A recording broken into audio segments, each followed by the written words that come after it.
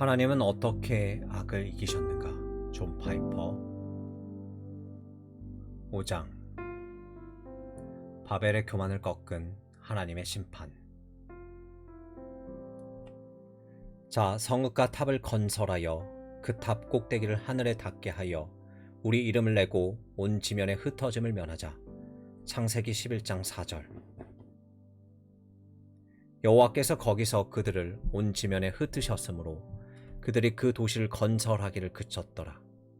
그러므로 그 이름을 바벨이라 하니 이는 여호와께서 거기서 온 땅의 언어를 혼잡하게 하셨음이니라. 창세기 11장 8절 9절. 이 책의 원제는 가공할 죄악 그리고 그리스도의 영광에 속한 포괄적인 목표이다. 이번 장에서는 바벨탑을 건설하는 가공할 죄악에 대해 다루도록 하겠다. 바벨탑 사건이 현대인에게 무관한 이야기라고 생각되지 않도록 스스로 이런 질문을 해보기 바란다. 이 세상의 모든 언어와 민족은 어떻게 생겨났을까? 죄를 지은 결과로 생겨난 것일까? 언어와 민족의 다양성으로 인해 그리스도의 영광을 드러내고 하나님 백성으로서 기쁨을 만끽할 수 있을까? 정치적으로 독립된 국가로 나뉘어 있는 것이 좋은 걸까? 나쁜 걸까? 전 세계적 단일 국가를 형성하는 것에 대해 하나님은 어떻게 생각하실까?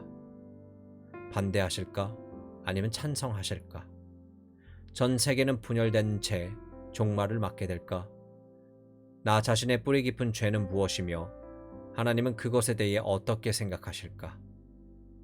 하나님은 나를 그 죄에서 구하기 위해 무엇을 하셨는가? 자, 그럼 지금부터 이 문제들을 하나하나 짚어보기로 하자. 한 가지 수수께끼 같은 성경 말씀부터 짚고 넘어가 보자.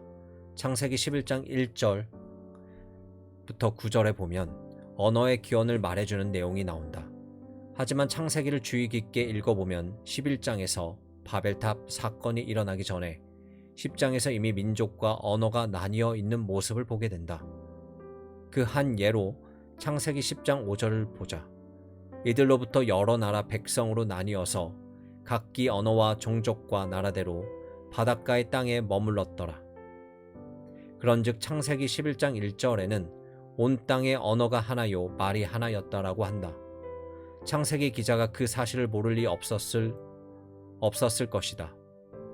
불과 몇 달락 전인 10장 5절, 20절, 31절에서 했던 말을 잊어버리고 11장 1절을 기록했을 리가 없다. 이는 창세기 기자가 그 두 가지 사건을 발생한 시간 순으로 기록한 것이 아니라는 데에서 실마리를 찾을 수 있다. 창세기 기자는 먼저 민족과 언어의 파생을 10장에 기록한 뒤 11장 1절부터 9절에서 그 원인을 자세히 기록하고 있다. 가끔 우리도 충격적인 사건을 겪게 되면 왜 그 사건이 발생했는지를 처음에 이야기할 때도 있고 잠시 기다렸다가 나중에 이야기할 때도 있지 않은가? 노아의 홍수 후 창세기 9장 1절에서 하나님은 노아에게 생육하고 번성하여 땅에 충만하라고 말씀하셨다. 10장은 바로 그 사실을 설명하는 것이다. 세상에는 민족과 언어들이 번성했고 증가했다. 언뜻 생각하면 하나님의 축복이 모두 이루어진 것처럼 인간들이 하나님의 명령에 순종한 것처럼 보인다. 그러나 창세기 11장 1절부터 9절은 그 생각에 폭탄을 떨어뜨린다. 그것은 전혀 순종이 아니었다. 사람들은 생육하고 번성하여 땅에 충만하려고 하지 않고 오히려 한 군데 모여들었다. 하나님은 그들의 불순종을 처벌하시고 다시는 한 곳에 모여 있지 못하게 하셨다. 언어를 다르게 하여 한 인류를 여러 종족과 언어로 나눈 것이다. 그렇다면 어떻게 그 일이 그리스도의 영광에 일조했는지 묻기 전에 대체 어떤 죄를 지었고 하나님의 심판이 무엇이었는지부터 잠시 살펴보기로 하자. 창세기 11장 1절부터 4절은 이렇게 말한다. 온 땅의 언어가 하나요 말이 하나였더라.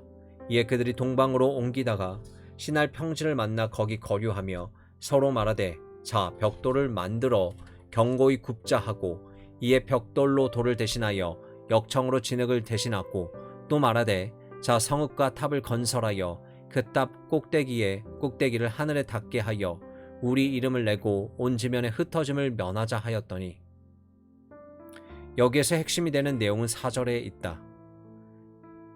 그들은 성읍을 건설하려고 했다. 그들은 하늘에 닿을 만한 탑을 그 성읍에 건설하려고 했다. 그들은 자신의 이름을 드러내려고 했다. 그들은 온 지면에 흩어지지 않으려고 했다. 처음에 두 가지 사항은 뒤에 두 가지 사항과 연결된다. 성읍을 건설하는 것은 온 땅에 흩어지지 않기 위한 방편이었다. 그리고 하늘에 닿을 만한 탑을 건설하는 것은 자신의 이름을 널리 알리겠다는 의도였다.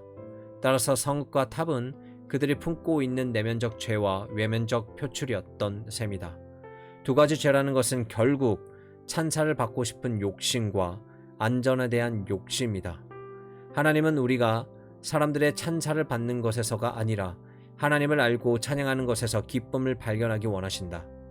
그분의 뜻은 우리가 성읍을 지어서 안심하는 게 아니라 하나님 안에서 순종하며 안심하는 것이다. 대홍수는 노아와 그 자손들에게 죄를 짓지 말라는 엄중한 경고였지만 그들은 홍수가 끝난 뒤에도 가공할 죄악을 저지르고 말았다. 결국 인간은 홍수 전에나 홍수 후에나 달라진 게 아무것도 없었다. 인간의 마음가짐은 아담과 하와의 상태 그대로였다. 자신의 행복은 자신이 챙기겠다고 나서고 심지어 하나님의 자리까지 넘보았다. 하나님의 구속의 은혜를 거부하는 것, 이것이 태초부터 지금까지 이어져 내려온 인류의 역사다. 5절에선 두 가지 사실이 두드러진다. 여호와께서 사람들이 건설하는 그 성읍과 탑을 보려고 내려오셨더라. 첫째로 하나님이 그들을 사람들이라고 한 점에 주목하라. 바꿔 말하면 그들은 아담의 자손들인 것이다. 성읍과 탑의 건설도 아담의 선악과를 따먹어 하나님께 거역한 일과 매우 흡사하다. 아담의 범죄 성향이 그대로 그의 자손들에게 대물림된 것이다. 두 번째로 5절에서는 여호와께서 사람들이 건설하는 그 성읍과 탑을 보려고 내려오셨더라고 말한다. 다분히 조롱조의 표현이라고 할 수 있다. 창세기 기자는 하나님이 탑을 보기 위해 하늘에서 내려오셔야 했다는 말로 그 탑을 비웃고 있다. 하늘에 닿기는 턱없이 낮아서 하나님 눈에는 도저히 보이지 않았던 것이다. 물론 하나님은 전 우주의 모든 것을 볼 수 있으시다. 하지만 자신의 보잘것없는 성취로 하나님을 우습게 여기려 했던 인간의 그 어리석은 모습을 익살스럽게 묘사하며 꼭대기가 하늘에 닿았다는 그 위대한 탑을 보기 위해 하나님이 천하를 두리번거려야 했다고 이야기한 것이다. 하나님의 영광으로 온 지면을 채우려고 하기는커녕 성읍을 지어 자신의 생명을 보존하고 스스로 하나님 자리에 올라가려 한 인간의 가공할 죄악 앞에서 하나님은 과연 어떻게 대응하셨는가? 창세기 11장 6절부터 8절을 읽어보라. 여호와께서 이르시되 이 무리가 한 족속이요 언어도 하나이므로 이같이 시작하였으니 이후로는 그 하고자 하는 일을 막을 수 없으리로다. 자, 우리가 내려가서 거기서 그들의 언어를 혼잡하게 하며 그들이 서로 알아듣지 못하게 하자 하시고 여호와께서 거기서 그들을 온 지면에 흩으셨으므로 그들이 그 도시를 건설하기를 그쳤더라. 6절에서 하나님이 무슨 말씀을 하셨는지에 주목하라.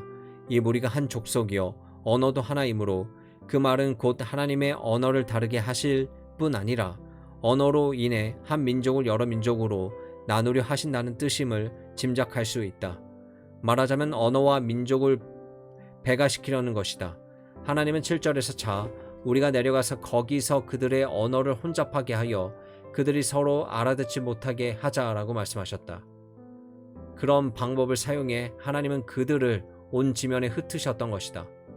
결국 인간의 교만과 허영에 대한 하나님의 대응책은 인간들끼리의 의사소통을 어렵게 만들어 하나님을 얕잡아보는 야심한 계획을 막는 것이었다. 이는 한 민족의 교만을 다른 민족이 제어할 수 있도록 하나의 체계를 구축하신 것이다. 하나님의 형상으로 창조된 인간이 얼마나 무한한 가능성을 갖고 있는지는 하나님 자신이 누구보다 잘 알고 계셨다. 하나님은 인간에게 스스로 높일 수 있는 자유와 하나님을 신뢰하지 않고 자주적인 안전장치를 고안할 수 있는 파격적인 자유를 허락하셨다. 하지만 그 자유에도 한계가 있었다. 이 세상의 수천 개의 언어와 수천 개의 종족은 거만한 인류의 야심한 포부에 제동을 걸고 있다. 그럼 이제는 그리스도의 영광을 위한 하나님의 전 세계적인 계획의 의문을 가져보자. 지금까지 되풀이해서 보았던 원칙 하나를 되새겨보라. 하나님이 무언가를 허용하실 때에는 다 그만한 이유가 있다. 그 이유는 하나님이 구상하고 있는 계획을 이루기 위해서다. 하나님 결코 변덕스럽게 목적 없이 되는 대로 일하지 않으신다. 하나님은 신날 평지에서의 교만과 허영과 거역의 죄를 허용하셨다면 하나님 나름의 이유가 있을 것이고 그에 대한 대책도 분명 세워져 있었을 것이다. 민족과 언어의 파생은 결코 우연이 아니다. 이는 죄에 대한 하나님의 심판이었지만 동시에 예수 그리스도의 영광을 위해 미리 계획된 일이었다. 그렇다면 다시 한번 묻지 않을 수 없다. 어떻게 바벨탑 사건이 죄와 그 결과가 예수 그리스도를 영화롭게 했단 말인가? 대답은 5가지로 들을 수 있다. 그리스도인들을 보호함. 언어와 민족을 나눔으로써 하나님의 전 세계 반기독교적인 단일 국가는 형성되는 일을 막으셨다. 만약 그런 국가가 형성된다면 전 세계 그리스도인들을 간단히 제거해 버릴 수도 있을 것이다. 우리는 다양한 언어와 문화와 민족과 국가가 있다는 사실이 세계 복음화의 걸림돌이 된다고 생각해왔다. 그러나 하나님의 관점은 다르다. 하나님은 인류의 다양성이 갖는 어려움보다는 인류의 획일성이 갖는 위험에 더 큰 우려를 하고 계시다.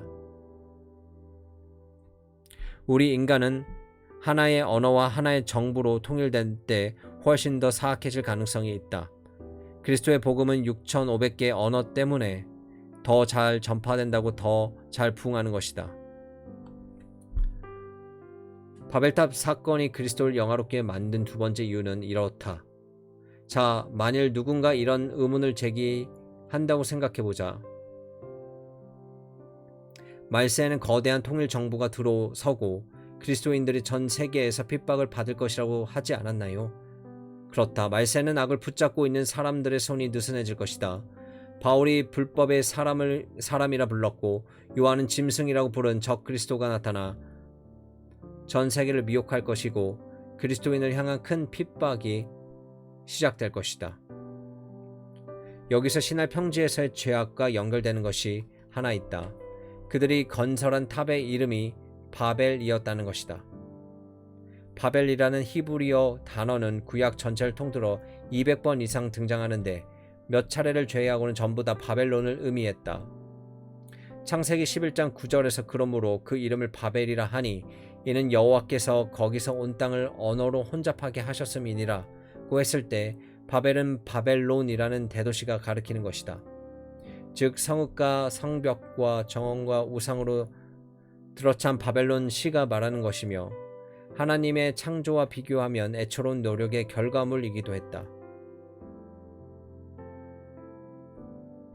요한계시록에서 바벨과 바벨론이라는 이름은 짐승의 도시에 붙여진 이름이었다. 잠시 동안 바벨론은 순교자들의 피해 취하겠지만 바벨탑과 마찬가지로 바벨론도 비참한 최후를 맞이함으로써 그리스도의 영광이 빛나게 될 것이다. 그럼 바벨론을 제2의 바벨탑이라고 언급한 구절을 살펴보자. 그의 죄는 하늘에 사무쳤으며 하나님은 그의 불의한 일을 기억하신지라. 그가 얼마나 자기를 영화롭게 하셨으며 사치하셨든지 그만큼 고통과 애통함으로 갚아주라. 그가 마음에 말하기를 나는 여왕으로 앉은 자요 과부가 아니라 결탄고 애통함이 당하지 아니하리라 하니 화이또다 화이또다 큰 성 견고한 성 바벨론이여 그 시간에 내 심판이 이르렀다 하리로다.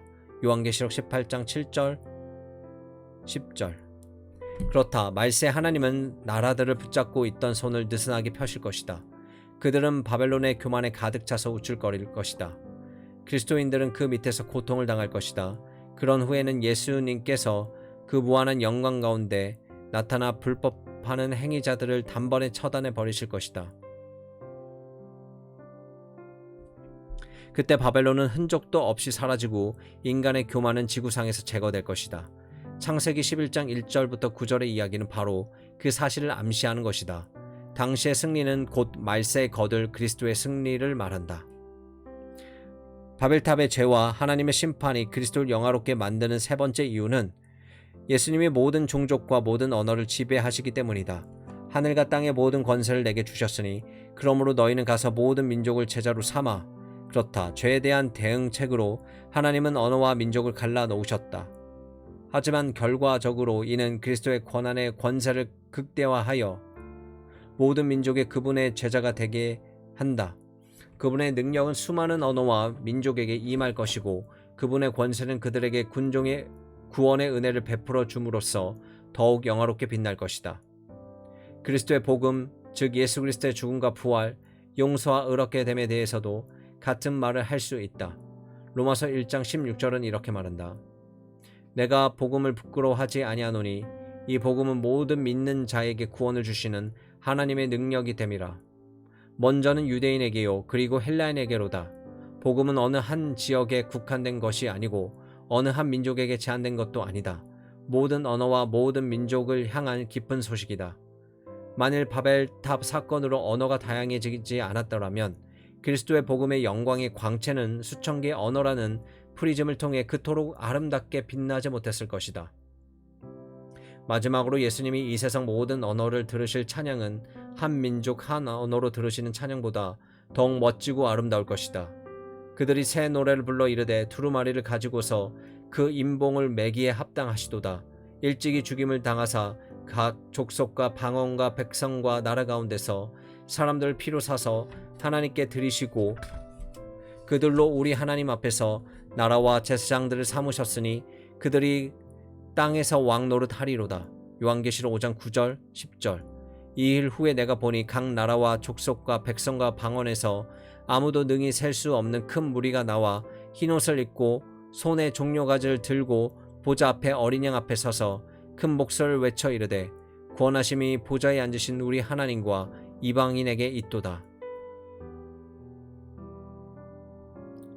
신할 평지에서 가공할 죄악으로 이 세상에 수많은 언어와 민족이 생겨났지만 결국은 세상의 모든 언어로 그리스도를 찬양하는 가장 영광스러운 장면이 연출되었다. 모든 언어와 족속은 여호와를 찬양할지어다. 호흡이 있는 자마다 여호와를 찬양할지어다.